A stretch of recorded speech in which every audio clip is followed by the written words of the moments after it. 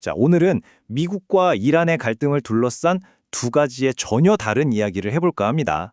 특히 제프리 sak스 교수가 이 상황을 얼마나 비판적으로 분석하고 있는지 그 내용을 한번 깊이 파고 들어보겠습니다. 우리가 언론이나 정보를 통해서 공식적으로 듣는 이야기는 이런 거죠. 이란이 핵무기를 만들려고 하니 그 임박한 위협을 막기 위해서 군사행동은 어쩔 수 없는 선택이었다. 이런 방어적인 조치였다는 설명입니다.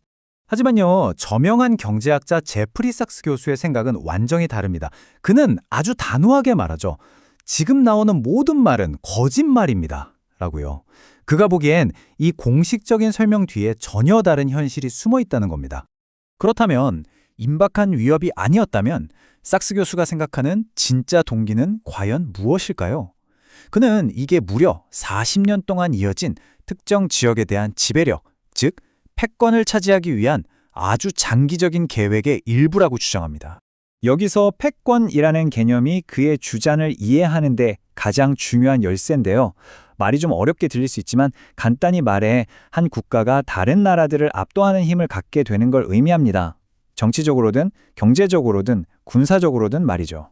자, 이 두 가지 이야기를 나란히 놓고 보면 그 차이가 정말 극명하게 드러납니다.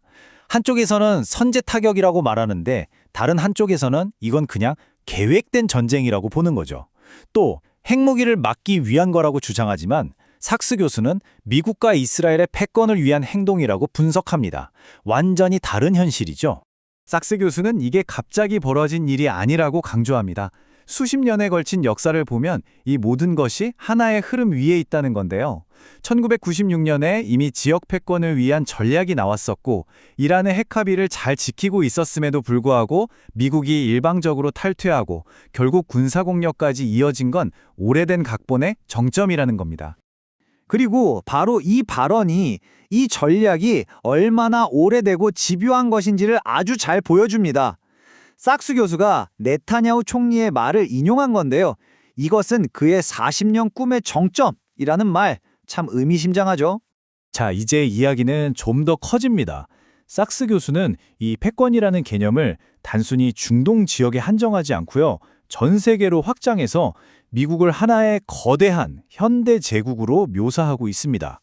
그는 헨리 키신저의 이 유명한 말을 인용하는데요. 이게 무슨 뜻이냐면 미국의 친구가 되어 미군을 자국 영토에 주둔시키는 것이 안보를 보장해주는 게 아니라 오히려 그 나라를 분쟁의 한가운데로 끌어들여 표적으로 만들 수 있다는 아주 역설적인 경고입니다.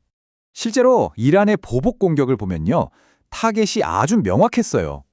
그냥 아무데나 공격한 게 아니라 바로 여기 나열된 국가들, 즉 미군 기지가 있는 나라들을 정확히 겨냥했다는 겁니다. sak스 교수는 이런 나라들을 속국이라고 표현하기도 하죠. 이건 정말 흥미로운 지점인데요. UN 안보리 회의 결과를 보면 이 구도가 딱 보입니다. 자국에 미군 기지를 둔 나라들은 이란을 비난하는 데 동참했지만 그렇지 않은 나라들은 침묵하거나 다른 목소리를 냈다는 거죠. 그의 속국 1호를 뒷받침하는 하나의 증거로 볼 수 있겠습니다. 그런데 말이죠. 이렇게 세계 무대에서 거대한 전략이 펼쳐지는 동안 정작 미국 내에서는 완전히 다른 이야기가 펼쳐지고 있습니다. 미국 대중의 생각과는 엄청난 괴리가 있다는 게 sak스 교수의 주장입니다. 여론조사 데이터를 한번 보세요. 정말 놀랍지 않나요? 미국인 4명 중 3명, 무려 75%가 이란과의 군사행동에 반대하고 있다는 겁니다.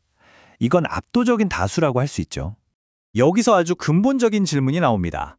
국민 대다수가 반대하는데 도대체 누가, 어떤 세력이 미국의 외교 정책을 이런 방향으로 끌고 가는 걸까요? 국민의 뜻과는 전혀 다른 방향으로 말이죠. 그러니까 핵심은 이거예요. sak스 교수는 진짜 갈등이 민주당과 공화당의 싸움이 아니라고 말합니다. 그보다 더 깊은 곳에 바로 전쟁을 압도적으로 반대하는 대다수의 미국 국민과 그들의 의사와는 상관없이 독자적으로 움직이는 거대한 군사 안보 국가 사이에 보이지 않는 갈등이 있다는 겁니다. 자, 이러한 내부적인 괴리와 멈추지 않는 패권 추구의 결과가 결국엔 전 세계를 아주 위험한 벼랑 끝으로 몰고 가고 있다고 sak스 교수는 강력하게 경고하고 있습니다. 그는 아주 구체적인 시나리오를 제시하는데요. 만약 이란이 보복으로 호르무즈 해협을 봉쇄하면 어떻게 될까요? 전 세계 석유의 20%가 흐르는 길이 막히고 유가는 천정부지로 치솟고 결국 전 세계는 끔찍한 경제 위기에 빠지게 될 거라는 연쇄 반응을 설명합니다. 이건 단순히 경제 문제로 끝나지 않습니다. 삭수 교수는 이것이 우리가 그동안 지켜오려고 노력했던 규칙 기반의 국제 질서 자체가 무너지는 신호라고 봐요. 주권 국가에 대한 무력 사용을 금지한 UN 헌장의 기본 원칙이 그냥 무시되고 있다는 거죠. 결국 우리는 이 아주 근본적인 질문 앞에 서게 됩니다. 과연 각 나라들이 동등한 주권을 갖고 유엔 헌장이라는 규칙 아래 함께 살아갈 것인가? 아니면 이 모든 것을 무시하는 단 하나의 절대적인 강자, 즉 패권자를 받아들여야 하는가? 삭스 교수가 던지는 이 질문 참 많은 생각을 하게 만들죠.